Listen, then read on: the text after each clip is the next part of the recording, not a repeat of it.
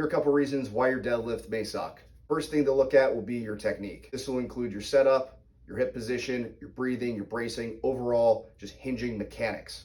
Having the right hinging mechanics is going to allow you to lift the most amount of weight. A second reason could be because you're just married to one specific rep range. Pulling for singles is a skill set. If you're trying to improve your 1 rep max, practice that skill. If you never deadlift over 5 reps, experiment deadlifting in a higher rep range. The third reason may be due to variation. If you don't include enough variation, you're not going to target your specific weak points of your deadlift.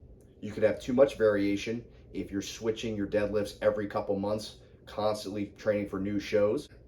A side handle car deadlift or an 18-inch deadlift with a deadlift bar does not necessarily carry over to your 1 rep max from the floor. Number 4 would be training with a less than optimal load selection. I always recommend starting more on the conservative side when starting a new deadlift program. It allows more room for you to progress. If you're training to failure week in and week out, it's going to be very hard to keep adding weight to the bar.